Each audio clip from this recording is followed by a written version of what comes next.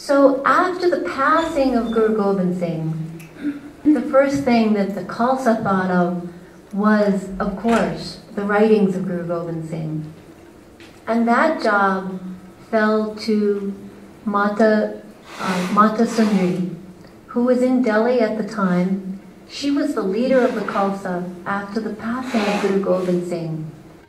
And she initiated the project of gathering all the writings, all the teachings of Guru Gobind Singh. So she and Banis Singh worked together on this. Banis Singh, who was the head Granthi at the Golden Temple, he would go out to all the different Gurdwaras and all the places where Guru Gobind Singh had been, collecting the writings of Guru Gobind Singh. And so, because every place that he had been, there maybe he had worked on his writings there, or the Sangha had asked for the writings. So in different little pockets and places, the writings of the Guru were. And so he would go around and borrow them, smuggle them into Delhi, because it was still a very difficult time for the Khalsa, smuggle them into Delhi, where Mata Sahibkar and Mata Sundri would transcribe them. They would copy them by hand, and then return them to the Sangha that they had borrowed them from. And Baimani did this right up until the time of his own martyrdom. And this is when the Bani of Guru Gobind Singh was collected. There's lots of controversy in the Punjab because that Granth that was compiled by Mata Sundri, by the hand of Baimani Singh, there is controversy on whether or not that Granth actually exists. And of course, as the Granths were copied over and over, there's some changes that have happened, as is natural for handwritten copies. But to our knowledge, the Dasam Granth that we have today is a replication of that Granth that Baimani Singh compiled. The Dasam Granth itself, in some Gurdwaras, in Nahang Gurdwaras, and in most Gurdwaras prior to the Gurdwara reform movement in the 1920s, had actually, you'd come in and there'd be two Palki Sahibs. One that had the Sri Guru Granth Sahib, and then another one on the side that had the Dasam Granth. And the Sikhs actually bowed and paid homage to both Granths. The Dasam Granth has 8 main books in it that most definitely were written at different times and compiled together into one volume. The first Bani of the Dasam Granth is the Jap Sahib. The Jap Sahib, written by Guru Gobind Singh as a young man, as a 19-year-old.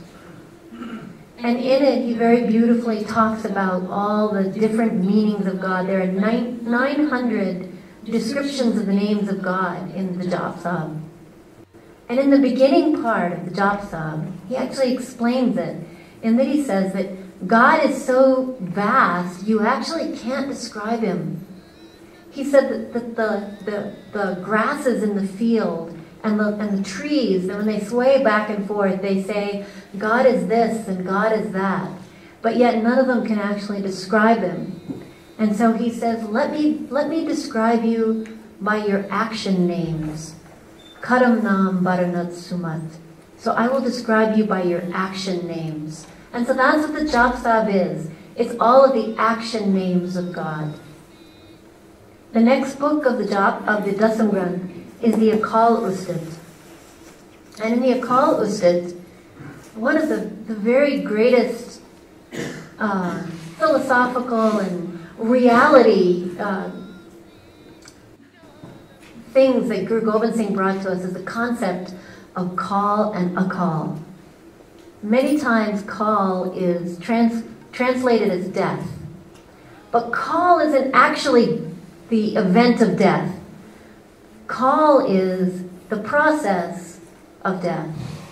So as soon as a child is born, that little baby has started the process towards his own death as an old man. And once a person comes into being on this earth, that clock starts ticking, that process starts, and you can't stop the process. The only inevitable conclusion is that you die. And that is what call is. Call is that inevitable path from birth to death that no one can stop.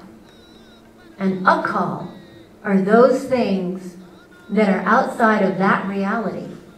So you can say akal is undying, but it's more than that. It's outside of the reality of birth and death. And that's what the Akal Ustit really explains and really gets you to understand that it's Akal, which is the real reality. That, right now there's so much being done on string theory and multidimensional realities and, quantum this and that. That's what this talks about, that Kal is one reality, Akal is another reality. And so the whole Bani gets you into that mindset of actually what is Akal, that which is beyond that process of birth and death. The next book is the Pachitranatik. The Pachitranatik is actually Guru Gobind Singh's autobiography. And he writes about the first 32 years of his life in the Pachitranatik. And unlike any other autobiography, he starts with his previous life. So he starts with Hemkunsab. And he talks about Sapat Sarang, the 7 peaks of Hemkunsab, and having sat there as a yogi and doing the heavy meditations. And that God called to him and said, the people on the earth are really suffering and I need you to go back. And the yogi says to God, the rishi says to God, I don't want to come back, I'm sitting with you. And God explained to him what he really needed, and so the rishi bowed to the will of God and actually took birth on earth as Guru Gobind Singh. And in that Bani, he talks about not only his incarnation as Rishi Dushdaman, then he talks about the whole process of the Bedis and the Sodis, because Guru Nanak was a Bedi. And then at the time of Guru Ram Das, the Guruship passed to the Sodis. And so he talks about the interrelationship and the karmic relationship of the Bedis and the Sodis. Then he goes on to talk about the battles and up through the Battle of Bangani and a few battles afterwards. So the first 32 years of his life, he talks about it in really beautiful detail. The next Bani is the Chandi Charitra. The Chandi Charitra is a battle Bani. It's a very long poem about battle. And it's bloody, and it's graphic, and it's detailed, and it really gives you the sense of being in battle, of swinging the sword and being in battle.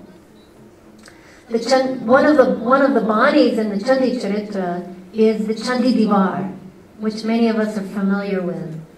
And the opening line of the Chandi Divar is Pritam Bhagoti Simarake, Guru Nanak Alay Dhyai. What the Ardas is, the beginning of the Ardas, comes from the Chandi Divar. And in a very 2 or 3 line nutshell, the whole story of the Chandi Divar is basically based on Durga's battle in the Puranas. But it's written in its own style. But definitely the main character in this long Bani is a woman.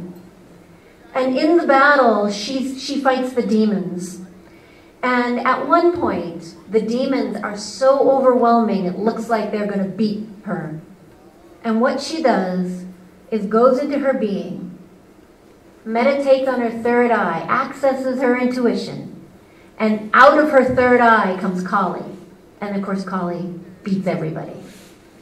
And so but listening to that, that is the process that every woman goes through when we're faced with crisis. You go into yourself, you access your intuition, and you act from your third eye, and you achieve victory. And it's such a wonderful thing to read and see it done in the ultimate, male, brutal battle talk, but talking about things that we as women know happen every day. The other wonderful thing about the Chandi Charitra is it takes the female aspect, the Singni, the core, and puts her on an equal platform as the Singh. And Guru Gobind Singh is the only one that really does that. In fact, half of the Dasam Granths is written in the feminine context. So he puts the Singini on the equal standing as the Singh.